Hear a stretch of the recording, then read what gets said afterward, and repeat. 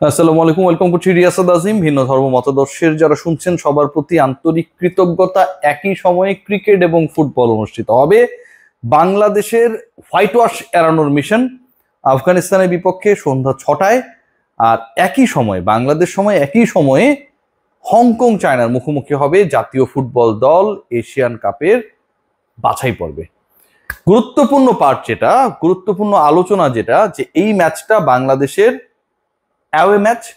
Hong Kong এর কাইতাক sports সিটিতে যেই ম্যাচটা অনুষ্ঠিত হবে, সেই ম্যাচে স্টার্টিং লাইন আপে আমরা আমাদের যেই ফুটবলাররা বাংলাদেশকে 3 গোল দিয়ে অলমোস্ট পয়েন্ট এনে দিয়েছিল জাতীয় স্টেডিয়ামে হোম ম্যাচে, সেই ফুটবলারদেরকে দেখতে পাবো কি না, সেই প্রশ্নের উত্তর খোঁজার চেষ্টা করব। বাংলাদেশের স্টার্টিং লাইন আপ কেমন হতে পারে, ক্যাব্রেরা তিনি শেষ পর্যন্ত তার গোয়ার্তুমি থেকে বের হতে পারবেন কি পারবেন না, সেই আলোচনা রয়েছে। তবে তার আগে জানিয়ে রাখি যে বাংলাদেশ দলের প্রতিপক্ষ যতটুকু হংকং চায় না, তার থেকে সেই কাইতাক স্পোর্টস স্টেডিয়াম যেটা বা স্পোর্টস কমপ্লেক্স সিটি যেভাবেই বলি না কেন, সেখানকার যে আকৃতি, সেখানকার যে ধরন, এটা হচ্ছে ছাদ ঢাকা টাইপের একটা স্টেডিয়াম, এবং যেখানটায় দর্শকদের যে চিৎকার, যে সাপোর্ট, সেটার আবার একটা প্রতিফলন হবার বড় সম্ভাবনা রয়েছে, এবং সেটা হবেই।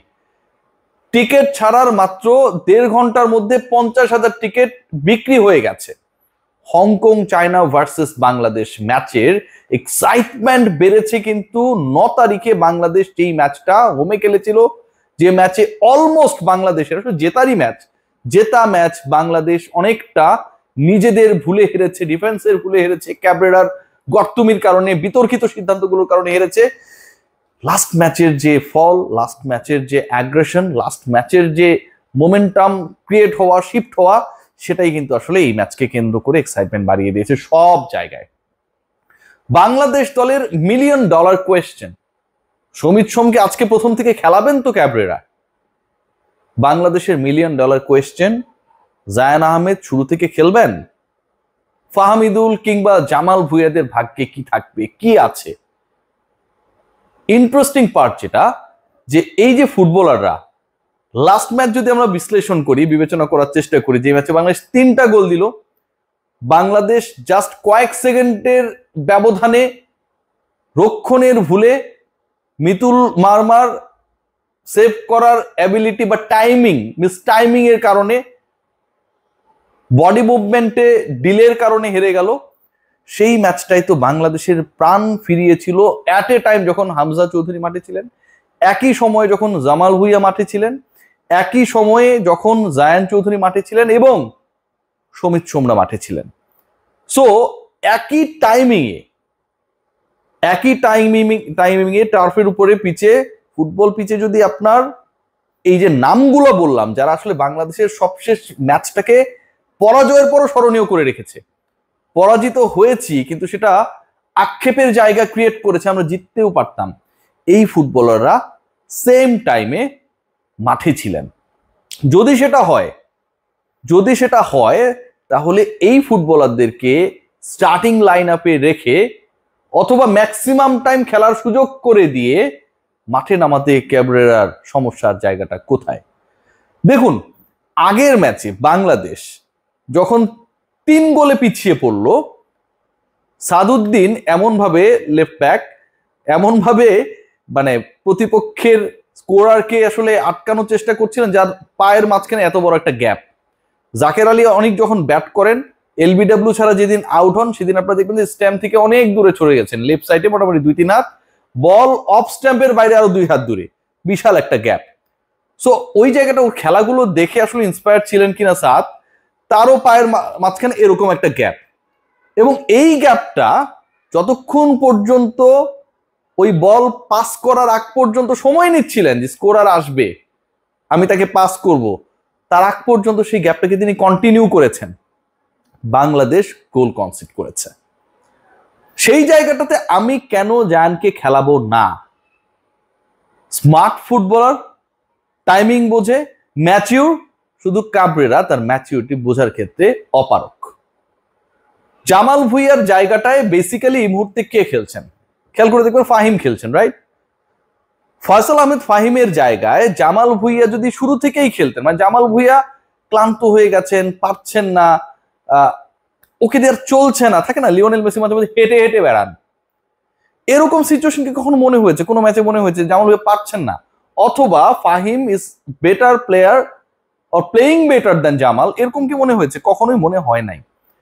ইভেন প্রথম গোল বাংলাদেশ যখন খেলো সেখানটায় কিন্তু তার অনেকটাই ক্লিয়ার করতে না পারার ব্যর্থতা দায়ী। জামাল ভুঁইয়াকে যদি আপনি শুরু থেকে খেলান, ওই শেষের 35 মিনিট খেলানোর জন্য ক্যাপ্টেন রেখে দিয়েছি নাম, পরবর্তীতে যখন চেঞ্জ হলো আর্মম্যান পরিয়ে দিলাম, এই ঘন্টার কাজটা না করে সমস্যার জায়গাটা কোথায়? সমিত সোম 27 ঘন্টায় জার্নি করে বাংলাদেশে এসেছে দেখে তাকে পুরো সময় খেলানো হয়নি, মানলাম। সমিত সোম 27 ঘন্টা জার্নি করে এসেছে, তাকে সেকেন্ড হাফে শুরু থেকে কি খেলানো যেত না? যখন 1-1 লেভেল খেলানো যেত কি না? যেই ছেলেটা খেলার জন্যই 27 ঘন্টা জার্নি করেছে, সেই ছেলেটা খেলার জন্য খেলার মাঠে 70 মিনিট থাকতে পারতো না? মানে এরকম আজগুবি যুক্তি দেয়া হয়, এগুলোকে আমরা আবার প্রমোট করি। যখন এগুলো বিরুদ্ধে আপনি কিছু বলবেন বলে ও তো ফুটবলে কিছু বোঝে না, ভাই বুঝি না, এটুকু বুঝি, এইটুকু বেসিক জ্ঞান রয়েছে যে 27 ঘন্টা জার্নি করে যে বাংলাদেশে এসেছে সে অন্তত ওইটুক স্ট্যামিনা নিয়ে খেলতে পারে যেখানটা 70 মিনিটে পিছিয়ে থাকতে পারে। খেলানো হয় নাই।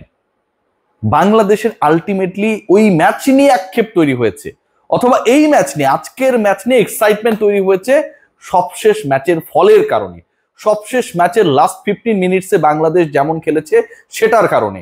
অযোগ্য একজন কোচ হ্যাভিয়ার ক্যাবরেরা যখন এই দলের দলপতি হন, সিদ্ধান্ত মেকার হন, তখন এই ব্ল্যান্ডারগুলো আজও হতে পারে, সেই সম্ভাবনাও প্রবল। কারণ এই মানের ফুটবলার তিনি যখন বাংলাদেশের কোচ হয়ে এলেন, তখন মানে একই সাথে সমিত সোম, একই সাথে হামজা চৌধুরীর মানের ফুটবলার, ইভেন জায়ানের কথাও যদি বলি, লাস্ট ম্যাচে আমি ইমপ্রেসড একদমই, তিনি তো ভাই ডিল করবেন এটা তো তার কল্পনার বাইরে ছিলেন। বাংলাদেশের 190 র্যাঙ্কড একটা টিমকে তিনি যখন কোচিং করাতে এসেছেন, সেখানটায় ইপিএল খেলা ফুটবলার খেলবেন, এটা তো কল্পনার বাইরে ছিল। সো ওই কোচ কি করে এই কাজটা করবে? বাংলাদেশের সবচেয়ে বড় সমস্যার জায়গা যেটা আপনারা খেয়াল করে দেখবেন, যে সিঙ্গাপুর কিংবা ইন্ডিয়া তারা কিন্তু এই এশিয়ান কাপ কোয়ালিফায়ারের মাঝখানে তাদের কোচদেরকে চেঞ্জ করেছে for having a better result. অথচ সিঙ্গাপুরের পরে এই অক্টোবর উইন্ডোতে আসার মাঝখানের সময়টা প্রায় 2.5 মাসের মতো আমরা সময় পেয়েছি, ক্যাবরেরার উপর বাফুফের ডিপেন্ড করে এখনো আছে। Still we have no proper answer. বাংলাদেশের সমস্যাটা তো একই রকম, যেটা আমরা সবাই জানি, শুধুমাত্র কোচ ছাড়া। আপনি দেখেন 2023 সাফের পর থেকে বাংলাদেশের যে সিচুয়েশন সেটা কোয়াইট ইন্টারেস্টিং। সেখানটায় বাংলাদেশ লেবাননের বিপক্ষে 90+ মিনিটে গোল খেয়েছিল, কুয়েতের বিপক্ষে 105 মিনিটসের পরে, মানে কি বলবো, যে এক্সট্রা সময় পরে গোল খেয়েছিল। ফিলিস্তিনের বিপক্ষে বাংলাদেশ 94 মিনিটে গোল খেয়েছিল। হংকং চায়নার বিপক্ষে বাংলাদেশ 100তম মিনিটে গোল খেয়েছে, এবং ওইটাই 4-3 ডিফারেন্সটা ক্রিয়েট করেছে। সো বাংলাদেশের প্রবলেমের জায়গায় কিন্তু আমরা জানি প্রবলেম খুব সহজ, গোলকিপারের হাত পিচ্ছিল, ডিফেন্সে সাদের মতো কিছু ফুটবলার রয়েছে যাদেরকে খেলাতেই হবে, কেন খেলাতে হবে কেউ জানে না, এবং তিনি প্রপার লেফট ব্যাক কিনা এটা নিয়েও প্রশ্ন রয়েছে। এবং বাংলাদেশ শেষ মুহূর্তে গিয়ে গোল খায়, শেষ মুহূর্তে যদি 10 সেকেন্ডও বাকি থাকে আমরা সিকিউর না।